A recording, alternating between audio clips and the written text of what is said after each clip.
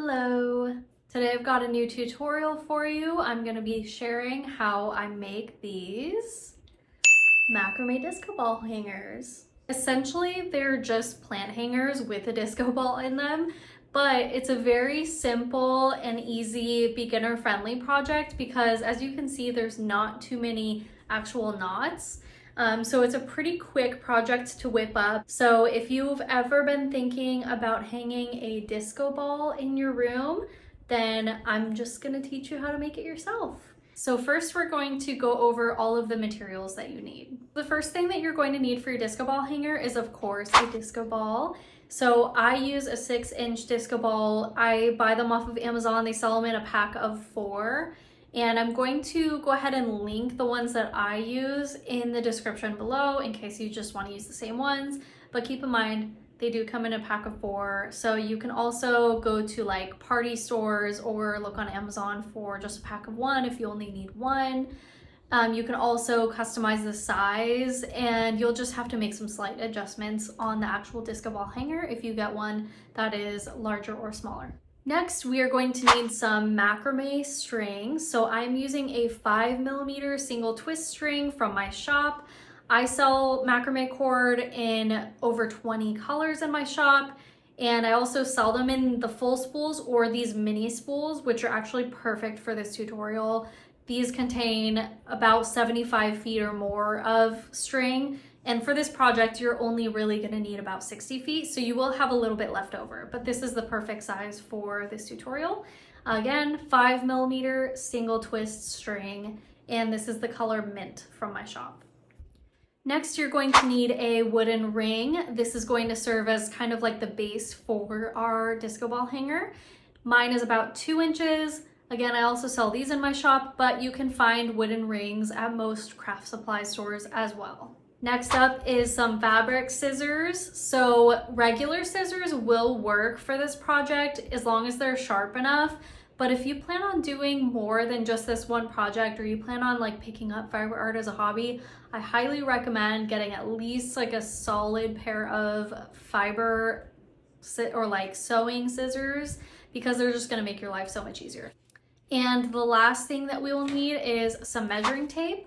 And this is just gonna be so that you can measure out each section of string and cut it to the right length. And this is just something that you're gonna need in general for macrame. That's all that we're going to need, so let's go ahead and get started. I'm hanging my wooden ring from an S-hook as I work, and I started by cutting 6 strands of string into 9-foot lengths. Thread all 6 pieces of string through the center of the wooden ring and pull through until both sides are even. You can see I'm holding up the bottoms to show that they're more or less ending at the same length.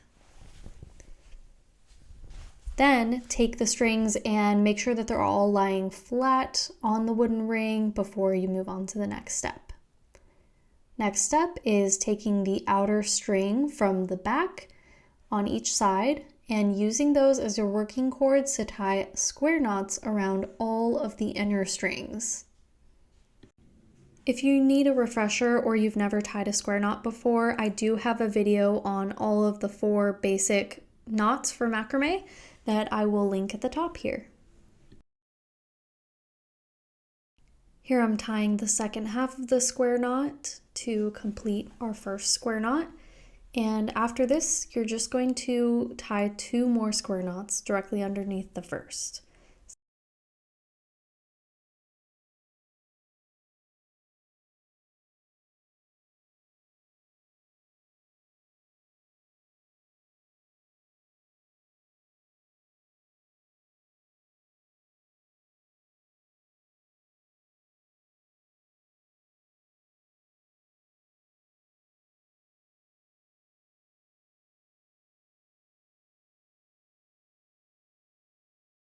Once you've finished tying 3 square knots, we are done with the top section. Divide all of the hanging strings into 3 sections of 4 strings each. Measure down 20 inches from the bottom of the wooden ring, and that is where you'll start to tie your next row of square knots. Using the first section of 4 strings, tie a single square knot at the 20-inch mark.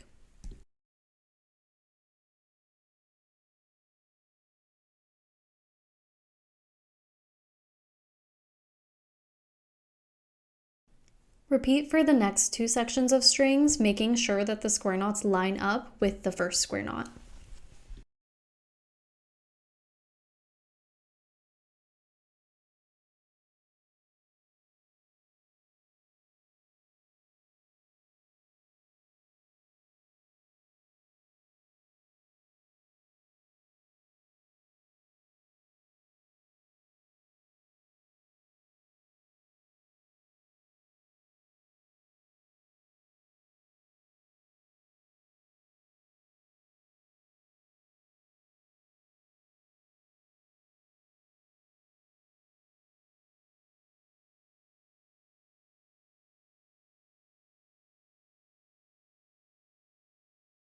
To create the basket that the disco ball will sort of nestle into, we'll need to create 1 row of alternating square knots, which means you'll take 2 strings from 1 square knot and join them with 2 strings from the next square knot over, and you'll use those to tie a new square knot. So I am measuring out the length, and I'm going to make my square knots, my second row of square knots, 3.5 inches below the first row.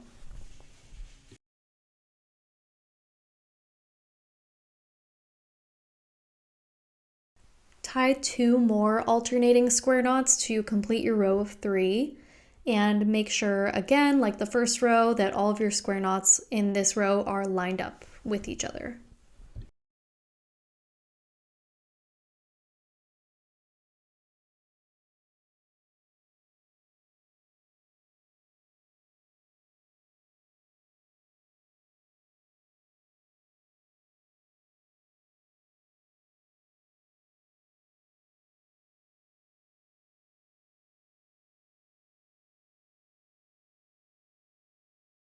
Cut 1 more string into a 3-foot length.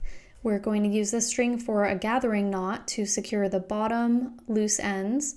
So you're going to create a small loop at the end, use the longer side to wrap around the entire bundle of hanging strings. I recommend wrapping around 4 to 5 times at least, just to make sure that this gathering knot is secure.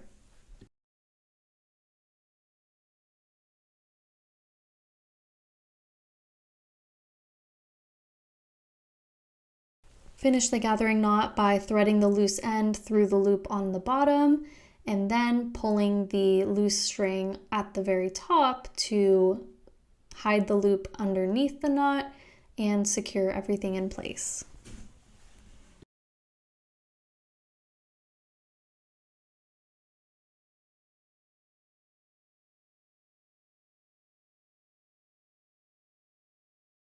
Before you trim any of the ends or anything like that to finish the project, this is a great point to test it out with your disco ball. So I'm just putting the disco ball inside of the netted portion and making sure that everything fits and seeing if there are any adjustments that need to be made. For my project, this is fitting perfectly, so I'm happy with it, and it would be safe to trim off the ends. So I'll start by trimming off that top string that was at the top of the gathering knot. So I'm just going to cut that as close to the base of the knot as possible. And after that, all you need to do is trim the bottom cords to your desired length. Now you can just hang it up by a window and enjoy.